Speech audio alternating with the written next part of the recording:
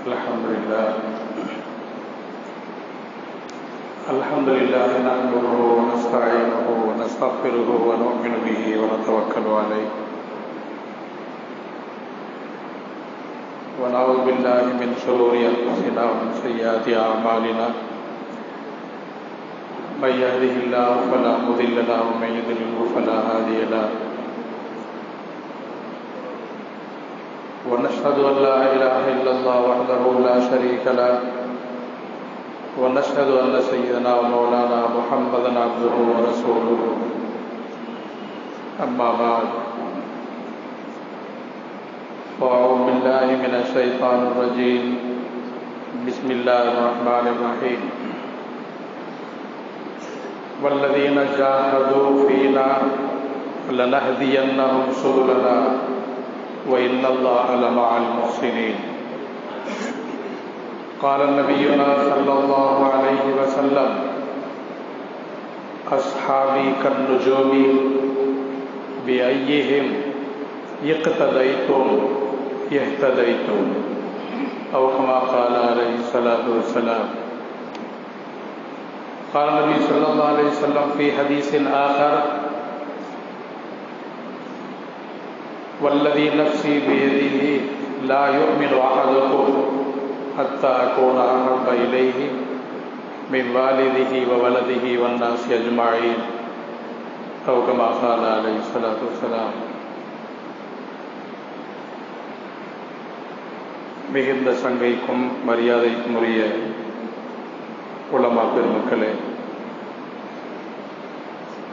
மாண்பிற்கினிய ஜமாத்தார்களே, பாசத்திற்குரிய வாலிப நண்பர்களே,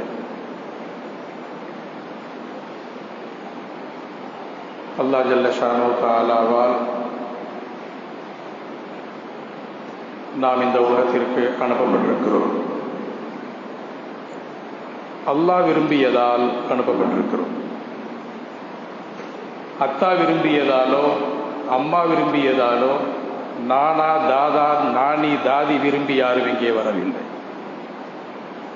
அல்லாஹ் விரும்பினார், நம்மை மனிதனாக ஆக்கினார். அல்லாஹ் விரும்பினார், ஒரு பொருளை மாடாக ஆக்கினார். அல்லாஹ் விரும்பினார், ஒரு பொருளை யானையாக மாற்றினார்.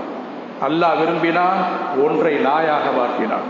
என்னை ஏன் நாயாக மாற்றினாய் என்று எந்த நாயும் அல்லாஹ்விடத்திலே கேட்க முடியாது. அவன் விருப்பப்படி.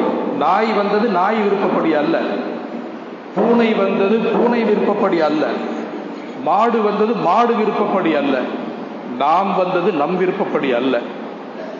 நமக்கு தெரியவும் செய்யாது. குழந்தையா பிறக்க போறோம்னு தெரியுமா? வயிற்றுல இருந்தப்ப தெரியுமா? பிறந்த பிறகு கூட நம்ம மனுஷன்னு தெரியாது. நமக்கு ஒரு பேர் வைக்கிறாங்கன்னு தெரியாது. நம்ம என்ன என்னன்னு புரியாது. பிறகு அல்லாஹ் அதை விளங்க வைத்தான், தெரிய வைத்தான், புரிய வைத்தான். முதல்ல அதை புரியணும். ஒரு சக்தி நம்மை அனுப்பியது, ஒரு வல்லமை நம்மை மனிதனாக ஆக்கியது. சகோதரர்களே, உலகத்தில் மிக அரிது மனிதனாக பிறந்தது. அதைவிட மிக அரிது படைத்தவனை, மனிதனாக படைத்தவனை சதாவும் எண்ணிக்கொண்டிருப்பது அதைவிட மிக அரிதான விஷயம். அவன் சொன்னபடி வாழ்வது அதைவிட மிக, ஈமானோடு வாழ்வது மிகப்பெரிய செல்வம். அதற்கு பிறகு ஆரோக்கியம், நோயே இல்லாமல் இருக்கிறது, அல்லது சின்ன சின்ன நோயோட இருந்துடுறது. அருமையான சொல். ஆஸ்பத்திரியில் போய் பாருங்க எவ்வளவு பெரிய கூட்டம் இருக்குன்னு. நான் அடிக்கடி பயான்ல சொல்றது, நம்ம பயான்ல பேசி பேசி நீங்க திருந்துறதை விட மாவட்ட பெரிய ஆஸ்பத்திரி இருக்குல்ல, அங்க மாசத்துக்கு ஒரு தடவை போயிட்டு வாங்க. அங்க என்னென்ன நோய் உள்ளவங்க இருக்காங்கன்னு பாருங்க. மாசத்துக்கு ஒரு தடவை அங்க போயிடணும். அதே மாதிரி வாரத்துக்கு ஒரு தடவை கபரஸ்தானுக்கு போயிடணும். என்னென்ன சொன்னவங்க அதுக்குள்ள இருக்காங்கன்னு பார்க்கணும். இந்த ரெண்டு இடத்துக்கு போயிட்டு வந்துட்டா பயான் செய்ய வேண்டிய தேவையே வராது. ஒன்னு கபரஸ்தான், இன்னொன்னு ஆஸ்பத்திரி. மனுஷன் தனியா இருக்காரு, கால் தனியா இருக்கு. ஆள் தனியா இருக்கார், கால் தனியா இருக்கு. ஆள் தனியா இருக்கார், கை தனியா இருக்கு. ஜாயின் பண்ண போறாங்க கம்பியை வச்சு. நெஞ்ச பொளந்து போட்டிருக்கு. நெஞ்ச என்ன மாதிரி உண்டாண்டு சொன்னவனுடைய நெஞ்ச பொளந்து போட்டிருக்கு. ஹார்ட்டை எடுத்து ஆபரேஷன் பண்ணிட்டு அறுத்துட்டு இருக்கிறார். ஆட்டுக்குட்டி கோழியெல்லாம் இருக்கிறோம்ல, அது மாதிரி. அதை நினைச்சு சுபஹானல்லான்னு சொல்லணும். ஆரோக்கியம் எவ்வளவு பெரிய நேரம். நம்மெல்லாம் எல்லாம் அங்க போக வைக்கல. எதுக்கு போக வைக்கிற? பள்ளிக்கு வர வைக்கணுங்கிறதுக்கா? இங்க இருந்து என்ன நினைக்கணும், என்னை நன்றியோடு அவங்க துதிக்கணும் அப்படிங்கிறதுக்கு தான். அது இந்த பக்கம் போயிட்டீங்கன்னா உயிருக்கே வேலை இல்லை. எலும்பு கூடுகள் வருது, குழிய தோண்டனா எலும்பு கூடுகள். இந்த ஊர் கபிரஸ்தான் மட்டும் இல்லை, எல்லா ஊர் கபிரஸ்தான்லையும் தான். மற்ற ஊர்ல என்ன வைரமும் தங்க கட்டியும் கோமிதம் வருது, எல்லா ஊர்லயும் அதுதான். அற்புதமான சொல். எவ்வளவு ஒரு வாழ்க்கையினுடைய தர்த்தீப் அமைப்பு அல்ல எப்படி அமைச்சு வச்சிருக்கான். அவன் அனுப்பினான், வந்தோம். அவன் கூப்பிடுவான், போய்விடுவோம். வர முடியாதுன்னு யாரும் சொல்ல முடியாது. அல்லாஹ் லா யஸ்தாகிரூன சாஅத்தம் வலா யஸ்தக்திமூன். ஒரு நொடி சாத், ஒரு நொடி கூட முந்தாது பிந்தாதுங்கிற அல்லாஹ். முந்தாது பிந்தாது. உலகமே சேர்ந்தாலும் பிந்த வைக்க முடியாது. அற்புதமான சொல். சும்மா ஒரு சாதாரண வாழ்க்கை இது. எதுக்கு இங்க வந்தோம்? இதை செஞ்சவனை பாரு அனுப்பியிருக்கா அல்லாஹ். சூரியனை பாரு, சந்திரனை பாரு, புயலை பாரு, தென்றலை பாரு, மரத்தை பாரு, பழத்தை பாரு, மனிதர்கள்ல என்னென்ன வகை அதை பாரு. நீக்ரோவை பாரு, ஆப்பிரிக்காவில் எப்படி இருக்கு, அவனும் மனுஷன் தான், அவன் எப்படி இருக்கான். மலேசியாவில் உள்ளவங்களை பாரு, இந்தோனேஷியாவில் உள்ளவங்க கிட்ட, ஜப்பான்ல உள்ளவங்க பாரு, மூக்கெல்லாம் அணுகி போயிட்டு. இந்தியாவில் உள்ளவங்க எல்லாரும் மனுஷர் தான். நெட்டை, குட்டை, குண்டு, ஒல்லி, அறிவாளி, முட்டாளு, மடையன், பணக்காரன், ஏழை, எல்லோரும் எத்தனை தரத்துல நாம வச்சிருக்கிறோம். அல்லாஹ் சொல்றான், நினைச்சு பாரு எவ்வளவு ஆரோக்கியம் உனக்கு கொடுத்த, உன்னை மனுஷனாக்குன. நம்ம ஊருக்காரவங்க எல்லாம் சேர்ந்து ஒரு ஆட்டுக்குட்டிய மனுஷனாக்க முடியுமா? ஒரு மனுஷனை நாயாக்க முடியுமா? உலகமே சேர்ந்தாலும் முடியுமா? முடியாது. அல்லாஹ்னால மட்டும்தான் முடியும். அந்த சக்திக்கு பேர் தான் அல்லாஹ்ங்கிறது. அதை நினைச்சு அல்லாஹு அக்பர் தக்பீர் கட்டணும். எங்களால ஒண்ணும் முடியாத அல்லாஹ் நினைச்சு குனியணும். மருத்துவமனைக்கு போனா அவர் உயிர் பாதுகாத்துறோம், அவர் சாக மாட்டார் அப்படின்னு ஆஸ்பத்திரி கொண்டு போறார். அவர் எப்படி ஆபரேஷன் பண்ணி சரி பண்ணிடுவாரு, உயிரை காப்பாத்திடுவாரு. டாக்டர் பொறுப்புல விட்டோம்னா அவர் காப்பாற்றப்பட்டுருவாரு. நாங்க தூக்கிட்டு போறோம். ஒரு 2 ரக்கா தொழுக கூட நசீப் இல்லை, தொழுதுட்டு கூட தூக்கிட்டு போறது இல்லை, அல்லாட்ட கேட்கறது இல்லை. நோயின் வந்தோன்னா டாக்டர் ஆஸ்பத்திரி, அல்லாவுடைய சிந்தனை வர்றதில்லை. 2 ரக்கா தொழுதுட்டாவும் போவோமே, அவர் பொறுப்புல கொண்டு விட்டுருவோம். சாகாம இருக்கிறதுக்கு அவர் பொறுப்பு. அவர் டாக்டர் விவரமா செத்து போனா ஏன் பொறுப்பு இல்லை அப்படிங்கறதுல கையெழுத்து போட்டா தான் இங்க சேர்ப்பேன்ருவார். அப்படித்தானே வாங்குவாரு. நெஞ்ச கிழிக்கிறது என் வேலை. ஆபரேஷன் பண்ணி என்ன செய்ய முடியுமோ அதை செய்வேன். உயிரா இருக்கிறதுக்கு என்ன செய்ய முடியுமோ அதை செய்வேன். இறைவனுடைய நாட்டப்படி போயிருச்சுன்னா என் பொறுப்பு இல்லை. அதுக்கு சம்மதிச்சா கையெழுத்து போட்டா இங்க சேருங்க, இல்லைன்னா தூக்கி போயிருங்க. அவருக்கு தெரியும் நம்மளால இல்லைன்னு, ஆனா நமக்கு தெரியாது, நம்ம அவர்னாலதான் நடக்குதுங்க. அற்புதமான ஒரு நொடி முந்தாது பிந்தாது. அப்படிப்பட்ட வாழ்க்கை இது. இதை பார்த்து அல்லாஹ்வை புரிய வேணுங்கிறதா அல்லாஹ்வுடைய நோக்கம். எல்லாத்தையும் பாரு, உன்னுடைய சக்திக்கு அடங்காதெல்லாம் என்னுடைய சக்தியில நான் படைச்சு வச்சிருக்கேன் பாரு. சூரியனை பாரு, கடலை பாரு. அல்லாஹ் சொல்றான், குன்து கன்ஸம் மஃபியா, நான் ஒரு மறைந்த பொக்கிஷமாக இருந்தேன். நான் பொக்கிஷமாவே இருந்தா மற்றவங்களுக்கு எப்படி தெரியும்? என்னை தெரிய வைக்கணும் பிறருக்கு. அதனாலதான் படைப்பினங்களை படைத்தேன். அவங்க என்ன துதிப்பாங்க, என்ன புரியுவாங்க. வானத்தை படைச்சவன் நினைச்சு பார்ப்பாங்க, கடலை படைச்சவன் நினைச்சு பார்ப்பாங்க, அவங்க உடம்பவே நினைச்சு பார்ப்பாங்க. அதுக்கு பிறகுதான் நான் படைப்பினத்தை படைத்தேன் எல்லாம் சொல்றேன். எதுக்காக? ஆப்பிள் மரத்துல பழம் விளையுது, ஆப்பிள் பழம். அந்த பழம் யாருக்காக விளையுது? மரத்துக்காக விளையுது. ஆப்பிள் பழத்தை மரமே சாப்பிட்டுக்கிறதா? மீனை கடலை சாப்பிட்டுக்கிறதா? எருமை பால் இருக்கே, பாலை எருமையை குடிச்சுக்கிறதா? கண்டுக்குட்டியை தள்ளி விட்டு நம்ம பூராத்தையும் பீச்சிட்டு வந்துடுவோம். சும்மா காட்டிட்டு பூராத்தையும் நம்ம பீச்சிட்டு வந்துடுவோம். வானம் நமக்கு, தென்றல் நமக்கு, கடல் நமக்கு, மீன் நமக்கு, பழம் நமக்கு, நெல் நமக்கு, புல் நமக்கு. நாம் எதற்கு? அதுதான் விளங்கல. இந்த தெருவில் இருந்து அந்த தெரு வரைக்கும் வீடு கட்டுறதுக்கா? சரி, கட்டுனாலும் எத்தனை வருஷத்துக்கு வாழ்றோம்? பெரிய பங்களா கட்டினார். இந்த ஊர்ல யாரும் அப்படி கட்டக்கூடாது. ஒரு ஊர்ல திறப்புலாவுக்கு முதல் நாள் மௌத்து. பார்த்து பார்த்து ரசிச்சு ரசிச்சு கட்டினார். கைத்த பிடிச்சி இங்கே இழுத்தாரு, அங்க இழுத்தாரு, தோடு அப்படி வச்சாரு, இப்படி வச்சாரு, பாத்ரூம் அங்க வச்சாரு, உள்ள குளிக்க ரூம் வச்சாரு, உள்ளுக்குள்ள குளம் வச்சாரு. ஹராம் இல்லைங்க, யாரு கட்டுற வேணாம்லாம் நம்ம சொல்லலை. தாராளமாக கட்டி நல்லா பிழைக்கலாம். அங்க எல்லாம் வைக்கலாம், நம்பிக்கையை மட்டும் வைக்கக்கூடாது. அப்ப மனைவி சொல்லிச்சா, முத திறப்பு விழா செய்ய போற வீட்டுல மையத்தை கொண்டு போய் வைக்கிறது பழைய வீட்லயே வைங்க.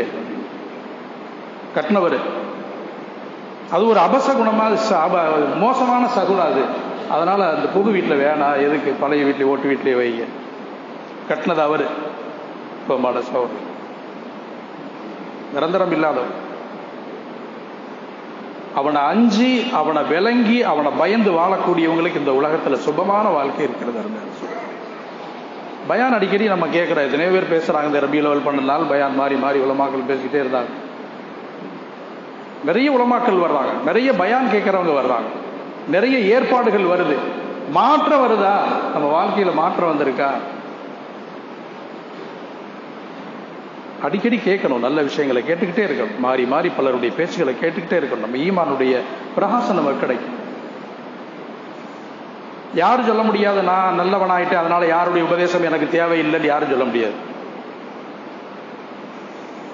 சீன நாட்டுடைய ஒரு பழமொழி சொல்லி வச்சிருக்கிறாங்க அந்த காலத்துல. ஹதீஸ் இல்ல, தெளிவா கேளுங்க, சொல்றது ஏட்டி முடியா கேட்கக்கூடாது. சீன நாட்டுடைய பழமொழி,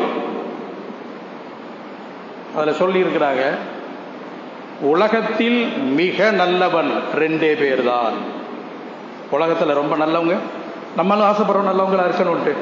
உலகத்தில் மிக நல்லவர்கள் 2 பேர் தான். யார் 2 பேரு? இப்ப நான் நினைக்கிறேன் என்ன நல்லவன். ஒவ்வொரு தீயவனும் தன்னை நல்லவன் தான் நினைக்கிறான். உலகத்தில் மிக நல்லவன் 2 பேர். ஒருவன் இறந்து விட்டான். செத்து போனவங்க எல்லாம் நல்லவன்னு சொல்றான். ஏன்னா குழிக்குள்ள போயிட்டாரு, இனிமேல் அவர் கொள்ளையடிக்க மாட்டார், சொத்துக்கு சண்டை போட மாட்டார், கொலை செய்ய மாட்டார், பொய் சொல்ல மாட்டார், பிதனை பண்ண மாட்டார். ஒருவன் இறந்து விட்டான், அவன் நல்லவன், இனிமேல் அவர் நல்லவர். ஒருவன் இறந்து விட்டான், இன்னொருவன் பிறக்கவே இல்லை. இன்னொருத்தன் பிறக்கலன்னா வயிற்றுக்குள்ள இருக்கு. ஒன்னு கல்லறையில, இன்னொன்னு கருவறையில. கருவறையில குழந்தையா இருக்கிறது எந்த அயோக்கியத்தனம் பண்ண முடியாது, அதனால அது நல்லது. இன்னொன்னு கபருக்கு போயிருச்சு, அதனால அது நல்லது. இந்த 2 பாவம் செய்ய முடியாதனால அவங்க 2 பேர் மட்டும்தான் உலகத்திலேயே ரொம்ப நல்லவங்க. அப்ப நம்ம கல்லறையிலிருந்து கருவறையிலிருந்து வெளியே வந்துட்டோம், கல்லறைக்குள்ள இன்னும் போகல. முதல் நல்லவனா இருக்கிறதுல இருந்து வெளியேறிட்டோம், இன்னொரு நல்லவனா இருக்கிறதுக்குள்ள போகல. அப்ப நம்ம எப்படிங்கிறத நம்மளே முடிவு பண்ணிக்கிற வேண்டியதான். அப்ப எல்லோருக்கும் சீர்திருத்தம் தேவை.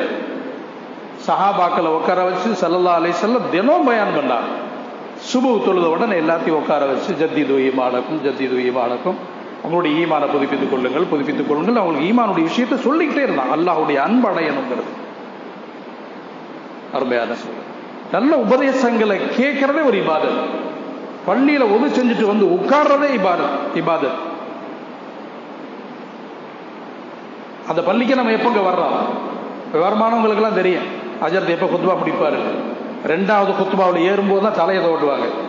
அவங்களாம் ரொம்ப விவரமானவங்க, அவங்களுக்கு தெரியும் கரெக்டா வர தக்பீர் கட்ட சலாம் கொடுத்தோன்னு வெளியேறிப்பார். ஒருத்தர் அவசரமா மாட்டிட்டு செருப்பை மாட்டிட்டு ஓடுற ஓட்டம், சும்மா தொழுதுட்டு அவசரமா போறாரு, வேலை. வீட்டில் போய் பார்க்கற, என்ன காலை கடிக்குது, செருப்பு கடிக்குது, என்ன நாயா இருக்கு செருப்புல. யாரோ ஒரு சின்ன பையனுடைய செருப்பு போட்டு போயிட்டார் அவசரத்தில். அவர் செருப்பு மாதிரி இருக்கும், அவசரத்தில் அது மாற்றுறது சரியில்லைன்னு கூட தெரியல. அங்க போய் பார்க்கற, கடிக்குது, புடிச்சு இழுக்க வேண்டியது இருக்கு செருப்பை. என்ன அப்படி அவசரம்?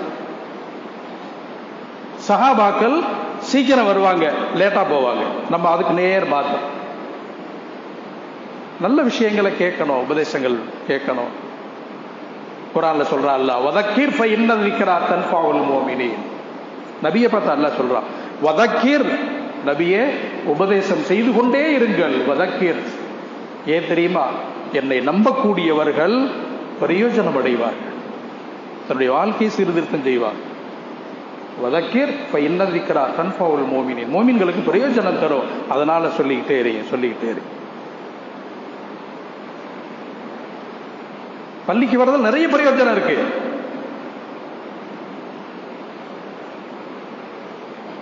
முழிச்சிருந்தா பயான் காதல விழுகும், அதுலயும் பிரயோஜனம்.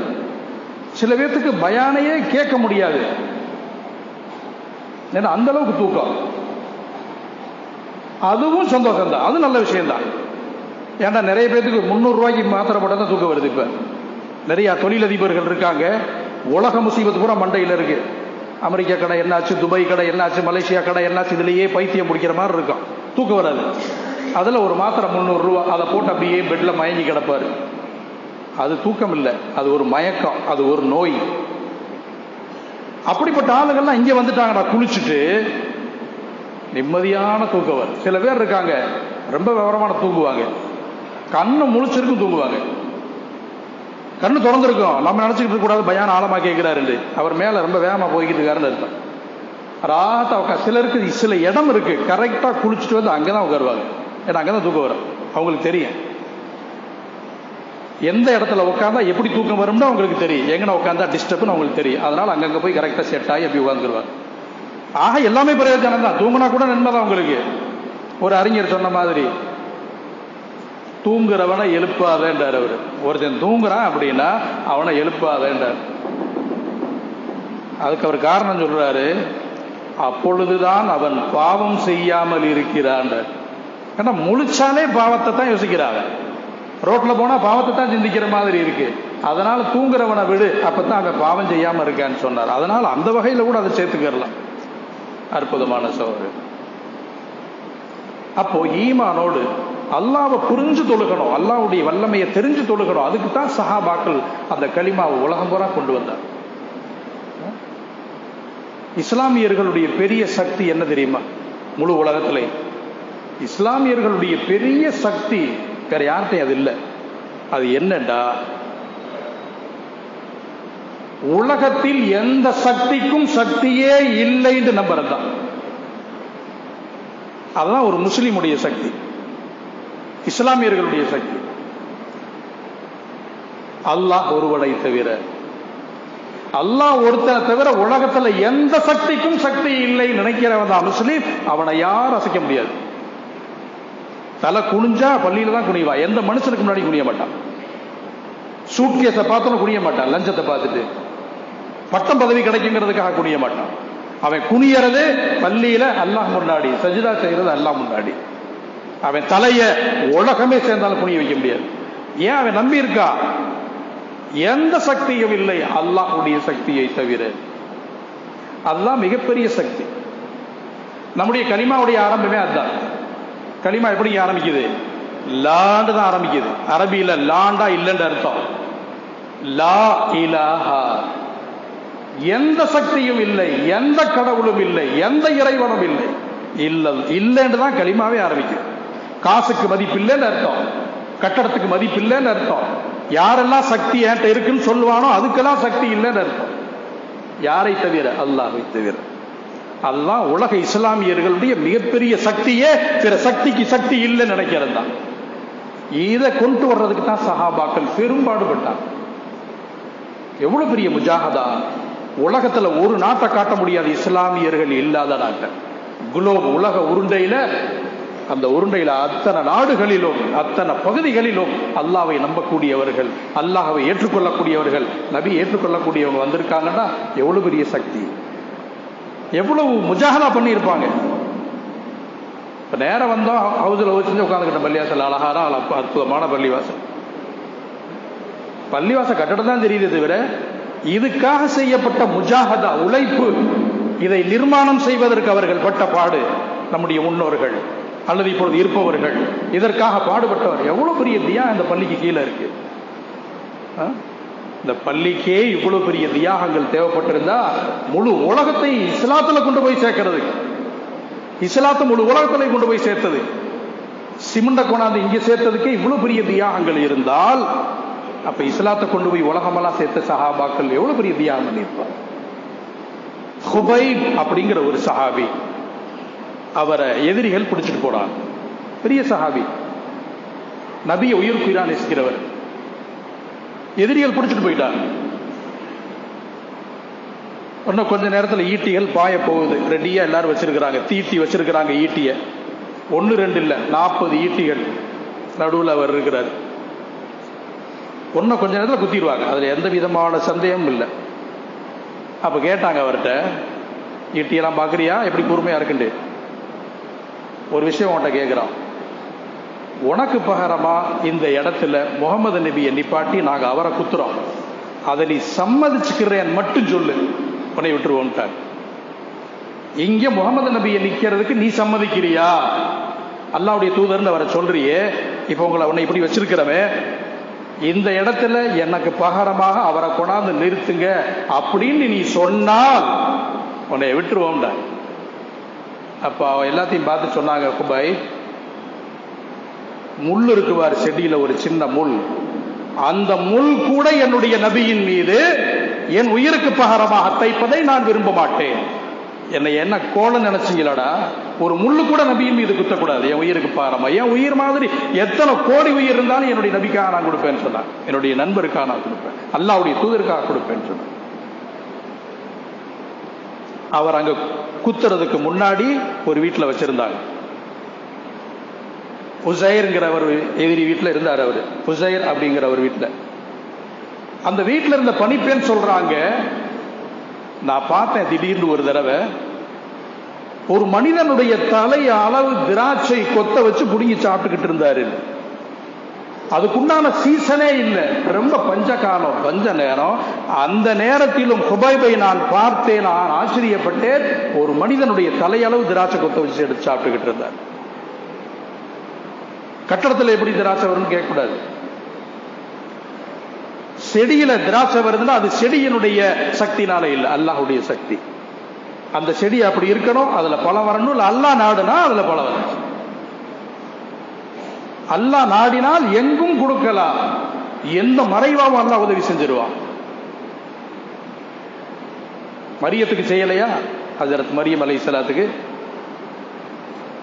அவங்களுக்கு இபாதத் செய்யறதுக்கு ஒரு தனி மாடி அமைச்சு கொடுத்திருந்தாங்க. ஜக்கரியா அலைஹிஸ்ஸலாம் அன்னை மகளுக்கு. ஒரு பஞ்ச காலத்துல வந்து பாக்குறாங்க, அவங்களுக்கு முன்னாடி ஒரு தட்டுல உலகத்தில் இருக்கக்கூடிய கனிவர்க்கங்கள், மிக முக்கியமான கனிவர்க்கங்கள் அங்க இருக்கு, அதை எடுத்து சாப்பிட்டுக்கிட்டு இருக்காங்க. நபி பார்த்து ஆச்சரியப்பட்டு கேட்டாங்க, அன்னா லக்கி ஹாதா, குர்ஆன்ல இருக்கு அன்னா லக்கி ஹாதா. இப்ப எல்லாம் எங்க இருக்கு எங்க இருக்குன்னு கேட்கிற காலமா போச்சு. எங்க இருக்குன்னு சொல்லிட்டா எல்லாம் உடனே அமல் செஞ்சிடற மாதிரி, எல்லாம் தெரிஞ்சதை பூரா அமல் செஞ்ச மாதிரி, எங்க இருக்கு அங்க இருக்கா இங்க இருக்கா, பெரிய நோய் அது. அன்னா லக்கி ஹாதா, ஜக்கரியா அலைஹிஸ்ஸலாம் கேட்கிறா, இது உனக்கு எப்படி கிடைச்சு? காலத் ஹிய மின் இன்தில்லாஹ். அவங்க சொன்னாங்க, மரத்திலிருந்து கிடைச்சிச்சுன்னு சொல்லல, செடியிலிருந்து கிடைச்சுன்னு சொல்லல, கொடியிலிருந்து கிடைச்சுன்னு சொல்லல. காலத் ஹிய மின் இன்தில்லாஹ், இது அல்லாஹ்வின் புறத்திலிருந்து கிடைச்சிச்சுன்னு சொன்னாங்க மரியம். இதுக்கு பிறகுதான் ஜக்கரியா அலைஹிஸ்ஸலாம் அல்லாஹ்ட்ட துஆ செஞ்சாங்க, யா அல்லாஹ், மரமே இல்லாமல் கனி கொடுத்தவனே, செடியே இல்லாமல் கனி கொடுத்தவனே, எனக்கு குழந்தை பாக்கியத்தை கொடுத்து. அதுக்கப்புறம் தான் துவா செஞ்சாங்க நபி, அதுக்கப்புறம் துவா செஞ்சாங்க. அதுக்கப்புறம் தான் குழந்தைய பிறந்தாங்க. ஜக்கரியா அலைஹிஸ்ஸலாத்துக்கு யஹ்யா அலைஹிஸ்ஸலாம் அதுக்கப்புறம் தான் பிறந்தாங்க. சகோதரர்களே, அந்த அல்லாஹ்வினுடைய வல்லமையை உலகத்துல கொண்டு வந்து சேர்க்கறதுக்கு தான் சஹாபாக்கள் பாடுபட்டாங்க. செல்வாக்கான வாழ்க்கை என்னண்டா, எந்த மனிதன் அல்லாஹ்வை மறந்தவனை அல்லாஹ்வின் பக்கம் ஞாபகம் ஊட்டுறாரோ, பள்ளியின் பக்கம் கூப்பிட்டு வர்றாரோ, தொழுகைக்காக அழைக்கிறாரோ, நல்ல விஷயத்துக்காக அழைக்கிறாரோ, அவர் தான் உலகத்திலேயே இம்மையிலேயே மறுமையில் மிக செல்வாக்கான மனிதன். அப்படிங்கிறத நம்ம என்னைக்கு மறக்கக்கூடாது. சமுதாயத்தை பத்தி நினைக்கணும். என் குடும்பம், என் மனைவி, என் புள்ள, என் கட்டடம், இதோட நான் வாழ்ந்துட்டா அது தர்த்திரியமான வாழ்க்கை. இஸ்லாமிய வாழ்க்கை ஒருபோதும் அப்படி இருக்கக்கூடாது. அப்படி இல்லை. மக்காவுல தொழுதா 1,00,000 நன்மை, மதீனாவுல தொழுதா 50,000 நன்மை, பைத்துல் மக்தஸ்ல தொழுதா 25,000 நன்மை. ஆனா 1,24,000 சஹாபாக்கள் மக்காவிலே எனக்கு 1,00,000 நன்மை வேணும் அங்கேயே சாகல. எங்க வந்தாங்க? இந்தியாவுக்கு வந்தாங்க, சைனாவுக்கு போனாங்க, ஆப்பிரிக்கா பகுதிக்கு போனாங்க, இந்த ஹரமையே விட்டுட்டு போனாங்க. எங்க 1,00,000 கிடைக்கும் அதை விட்டு போனாங்க. ஏன்? ஒரு முஸ்லீம் அந்த நன்மையை பிறரும் பெறணும் அப்படிங்கிறதுக்காக வாழக்கூடியவன் தான் செல்வாக்குடைய வாழ்க்கை. அரசரும் மந்திரியும் போய்கிட்டு இருந்தாங்க. ஒரு 90 வயசு கிழவை முடிச்சார். 90 வயசு கிழவை மாமரம் நட்டுக்கிட்டு இருந்தாரு. மாமரம். அரசர் பார்த்தாரு. பார்த்துட்டு அவர்கிட்ட கேட்டாரு, ஏங்க உங்களுக்கு என்ன வயசு? 90. நீங்க என்ன செய்யறீங்க? மா விதை போடுற. மாமரம் இது செடியாகி வளர்ந்து பழமாயி அதை நீங்க திங்கவா? வயசு இப்பவே 90 ஆச்சு, இதுல இருந்து என்னைக்கு பழத்தை சாப்பிட போறீங்கன்னு கேட்டார். அப்ப அவர் சொன்னாரு, எனக்கு நல்லா தெரியும் இதை நான் சாப்பிட மாட்டேன்னு. உன்னை விட எனக்கு நல்லா தெரியும். நான் இந்த செடி எதுக்கு இந்த விதைய போடுறேன்னா, இன்னைக்கு நான் எந்த மாம்பழமெல்லாம் சாப்பிடுறேனோ அதெல்லாம் நான் விதை போட்டது இல்லையில. யாரோ ஒரு 100 வருஷம் 200 வருஷத்துக்கு முந்தி போட்ட மரத்திலிருந்து பழத்தை நான் சாப்பிடுறேன். அதனால எனக்கு பின்னாடி வரக்கூடிய சமுதாயம் சாப்பிடட்டும், நான் அந்த நன்றிக்காக இதை போடுறேன்னு சொன்னார். உடனே அரசர் ரொம்ப சந்தோஷமாயிட்டார். இந்த வார்த்தை அவருக்கு ரொம்ப பிடிச்சு போச்சு. சமுதாயத்தை பத்தி கவலைப்படுறாரு. மந்திரிகிட்ட கேட்டாரு, என்ன வச்சிருக்க, என்ன கொடுக்கலாம், என்ன கொடுக்கணும்? ஒரு பைய எடுத்து கொடுத்தாரு, இதை கொடுத்துருங்க. அதுல 200 தங்க காசு இருந்துச்சு. அந்த வயசானவருக்கு அரசர் இந்த பதிலை கேட்டு அந்த பைய கொடுத்தாரு. அவர் வாங்கி பார்த்தாரு, எவ்வளவு இருக்குன்னாரு. 200. அப்ப அந்த கிழவன் சொன்னாரு, ஊர் உலகத்துல மரம் வச்சா பலன் கொடுக்கறதுக்கு 1 வருஷம் ஆகும், ஆனா நான் வச்ச மரம் இப்பயே எனக்கு பலன் கொடுத்துருச்சு அப்படின்னு அந்த காசை காமிச்சார். இந்த பதில் அரசருக்கு இன்னும் சந்தோஷமா போச்சு. அட என்னடா இப்படி பேசுறாரு, 1 வருஷம் ஆகுமா பலன் கொடுக்கறதுக்கு, ஆனா இன்னைக்கே எனக்கு காசு கொடுத்துருச்சு இந்த விதை இந்த மரம்ன்றார். உடனே மந்திரிட்டு திருப்பி கேட்டார், என்ன இருக்கோ கூடு, இந்த பதில் அழகா இருக்கு அப்படின்ட்டார். உடனே அவர் இன்னொரு பொட்டணம் கொடுத்தார். அதுல ஒரு 200 தங்க காசு இருந்துச்சு, இதை வச்சுக்கோங்க, உங்க பதில் அழகா இருக்கு. உடனே ராஜா அதையும் வாங்கிட்டு அப்ப அந்த வயசானவர் அப்புறம் சொன்னாரு, ஒரு மரம் 1 வருஷத்துக்கு 2 தடவை தான் பிரயோஜனம் கொடுக்கும், 1 தடவை தான் கொடுக்கும், ஆனா நான் வச்ச மரம் எனக்கு 2 தடவை ஒரே வருஷத்துல பிரயோஜனம் கொடுத்துருச்சுன்றார். அரசருக்கு அப்படியே உச்சியெல்லாம் குளிர்ந்துருச்சு. மந்திரிகிட்ட கேட்டார், என்ன இருக்கு? ட்ரெஸ் தான் இருக்கு, இருந்ததை பூரா கொடுத்தாச்சு. எதையா கொடுத்துக்கிட்டே இருந்தா நம்ம முண்டமா தெரிய வேண்டியதா? என்ன அள்ளி 200 தங்க காசா கொடுக்கறது இந்த கிழவனுக்கு அப்படின்னா, ஒண்ணுமே இல்லையா? சரி, ஆளை தூக்குன்ட்டார். இவர் தெருவில் இருக்க வேண்டியவர் இல்ல, இவர் தான் ராஜாவா இருக்கணும். உம்மத்தை பத்தி இவர் தான் கவலைப்படுறாரு. சமுதாயத்தை பத்தி, பின்னால் முன்னால் வந்த சமுதாயத்தை நினைச்சு பின்னால் வர்றவங்களை பத்தி கவலைப்பட ராஜா நான் படணும், நான் படல, அவர் படுறாரு. அதனால குறைஞ்சது எனக்கு பக்கத்துலயாவது இருக்கட்டும் கொண்டு போய் எங்க வச்சுட்டாருங்க? தன்னுடைய சிம்மாசனத்துக்கு பக்கத்துல அவருக்கு சிம்மாசனத்தை போட்டு வச்சுட்டாராம். அதனால செல்வாக்கான வாழ்க்கை நமக்கு வேணும்டா சமுதாயத்துக்காக பாடுபடுங்க. அல்லாஹ்வை மறந்தவங்க அல்லாஹ்வின் பக்கம் இழுங்க, தான தர்மங்களை செய்யுங்க, அல்லாஹ்வுக்காக செலவு செய்யுங்க, எல்லா விஷயங்களும் செஞ்சு கொள்ளுங்க, அல்லாஹ் வெற்றி கொடுப்பாங்க. வாக்குறுதாவான